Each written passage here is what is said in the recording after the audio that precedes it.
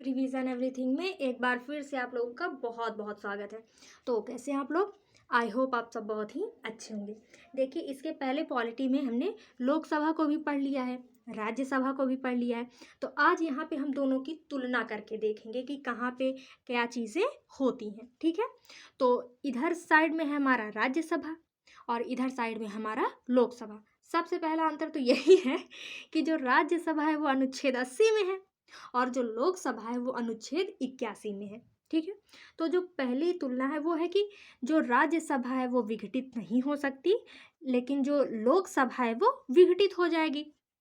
इसका मतलब क्या होता है कि देखिए, जो राज्यसभा होता है वो एक स्थायी सदन है। कहने का अर्थ है कि वो कभी भी विघटित नहीं होगी। वहाँ के जो व्यक्ति होंगे, जो सांसद होंगे राज्यसभा के, उनका कार्यकाल भले ही पूर्ण हो जाएगा, लेकिन वो पूरी तरीके से विघटित नहीं होगी। लेकिन जो लोकसभा होती है, इसका लोकसभा का कार्यकाल और इसके जो सांसद होंगे लोकसभा के, उनका कार्यकाल दोनों बराबर चलता चलता रहता है। अगर लोकसभा के जो सांसद हैं उनका कार्यकाल पूर्ण हुआ, तो समझिए लोकसभा का भी कार्यकाल पूर्ण हुआ और वो विघटित हो गई। दूसरा है, जो राज्यसभा है ये उच्च उच्च सदन है और स्थायी सदन है, और जो लोकसभा है वो अस्थायी और निम्न सदन है। और ये सही भी है, क्योंकि देखिए, जो चीज़ विघटित हो जा रही है वो अस्थायी ही होगी, है ना, और जो विघटित नहीं हो रही है वो स्थायी ही होगी। उसके बाद तीसरा है चुनाव। जो राज्यसभा का चुनाव है ये अप्रत्यक्ष रूप से होता है और जो लोकसभा का चुनाव है ये प्रत्यक्ष रूप से होता है। प्रत्यक्ष और अप्रत्यक्ष कैसे? तो देखिए, जो लोकसभा के चुनाव होता है इसमें जो जनता होती है देश की, वो डायरेक्ट वोटिंग करती है, जैसे कि हम लोग खुद ही वोट देने जाते हैं, है ना। तो जो लोकसभा का चुनाव है इसको डायरेक्ट जनता चुनती है इसके लोगों को, इसीलिए इसका जो चुनाव होता है उसको प्रत्यक्ष चुनाव कहा जाता है। लेकिन जो राज्यसभा है, इसके जो व्यक्ति होते हैं, इनकी जो चुनाव होती है वो देश के जो विधायक होते हैं अलग अलग राज्य के, वही इनको चुनते हैं, इसीलिए इसको अप्रत्यक्ष चुनाव कहा जाता है। तो प्रत्यक्ष और अप्रत्यक्ष में केवल यही अंतर है कि जिसको जनता चुन के भेजे वो प्रत्यक्ष चुनाव, जिसको और लोग चुन के भेजे वो अप्रत्यक्ष चुनाव, और अप्रत्यक्ष चुनाव राष्ट्रपति जी का भी होता है ना।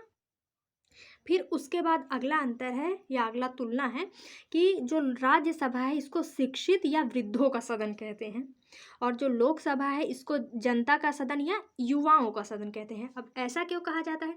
क्योंकि देखिए, जो राज्यसभा है यहाँ पे ज़्यादातर पढ़े लिखे हुए लोग ही होते हैं, और वृद्धों का सदन इसे इसलिए कहा जाता है क्योंकि राज्यसभा में जाने के लिए आपकी आयु 30 वर्ष होनी चाहिए।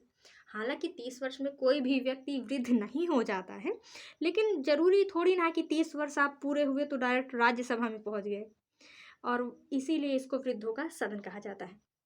उसके बाद जो लोकसभा है इसको जनता का सदन कहा जाता है, क्योंकि यहाँ पर जनता के प्रतिनिधि जनता खुद चुनती है। और युवाओं का सदन कहा जाता है क्योंकि यहाँ पे आपको अगर लोकसभा का सदस्य बनना है तो आपकी आयु केवल 25 वर्ष होनी चाहिए। ठीक है, इसीलिए इसको युवाओं का सदन कहते हैं। जो राज्यसभा है इसको द्वितीय सदन बोलते हैं, और जो लोकसभा है इसको प्रथम सदन बोलते हैं। ऐसा क्यों कहते हैं? क्योंकि देखिए, राज्यसभा में मंत्री नहीं बैठते हैं, लेकिन लोकसभा में मंत्री बैठते हैं। देखिए, जो मंत्रिमंडल होता है इसमें जो मंत्री होते हैं ये लोकसभा के भी हो सकते हैं, राज्यसभा के भी हो सकते हैं, लेकिन चाहे जहाँ के भी आप हों, आपको बैठना तो लोकसभा में ही पड़ेगा। लोकसभा में ही बैठेंगे, वहीं से सारा कार्य करेंगे। लेकिन जब आपको वोटिंग देना होगा तो जो राज्यसभा के सदस्य होंगे वो राज्यसभा में जाके वोटिंग करेंगे। इसीलिए जो लोकसभा इसको उच्च प्रथम सदन बोलते हैं, क्योंकि जो मंत्री होते हैं यहीं पर बैठते हैं। उसके बाद अगला है कि जो राज्यसभा है यहाँ पर राष्ट्रपति 12 सदस्यों को मनोनीत करते हैं, जबकि जो लोकसभा है यहाँ पर 2 सदस्यों को मनोनीत करते हैं। यहाँ पे एक बात आप लोग याद रखिएगा कि जो ये 12 सदस्य हैं जिनको राष्ट्रपति जी नियुक्त करते हैं, वो कला, साहित्य, अन्य क्षेत्रों के बहुत ही जानकार व्यक्ति होते हैं जिनको राज्यसभा में भेजा जाता है। लेकिन जो लोकसभा में 2 व्यक्तियों को राष्ट्रपति जी मनोनीत करते हैं वो 2 एंग्लो इंडियन होते हैं। और एक पॉइंट यहाँ पे आप लोग और याद रखिएगा, अगर 2 एंग्लो इंडियन पहले से ही लोकसभा के चुनाव में जीत कर संसद में पहुँच चुके हैं तो 2 सदस्य राष्ट्रपति जी मनोनीत नहीं करेंगे। कहने का सिर्फ एक अर्थ है कि राज्यसभा में लोकसभा में कम से कम 2 एंग्लो इंडियन का होना ज़रूरी ही है। लेकिन अगर वो पहले से ही चुन के आ गए हैं तो राष्ट्रपति जी उन्हें नियुक्त नहीं करेंगे, उन्हें मनोनीत नहीं करेंगे। लेकिन अगर 2 एंग्लो इंडियन नहीं आए हुए हैं तो जो राष्ट्रपति जी हैं वो 2 एंग्लो इंडियन को मनोनीत कर देंगे। फिर उसके बाद है कि एक पॉइंट, संविधान संशोधन के मुद्दे पर लोकसभा तथा राज्यसभा दोनों की शक्तियां समान हैं।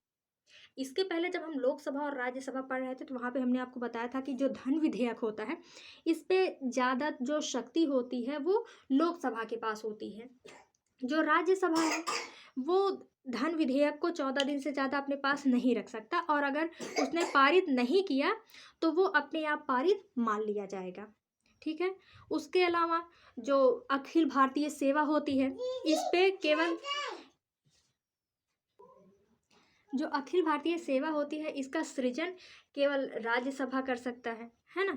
और अगर कहीं भी संयुक्त बैठक हुई, संयुक्त अधिवेशन हुआ जिसको राष्ट्रपति जी बुलाएंगे, वहाँ पर भी लोकसभा का संख्या बल ज़्यादा होने के कारण वो कोई भी बिल पास करा लेगी। लेकिन जो संविधान संशोधन है इस पे दोनों की शक्तियाँ बराबर है, इस पे संयुक्त अधिवेशन नहीं बुलाया जाएगा। कोई भी संविधान संशोधन है तो दोनों सदनों से, चाहे वो लोकसभा हो चाहे राज्यसभा हो, दोनों सदनों से पास होना ज़रूरी है। तो ये लोकसभा एवं राज्यसभा की तुलना थी। तो आई होप कि आपको दोनों समझ में आया होगा। मिलते हैं नेक्स्ट वीडियो में। Thank you.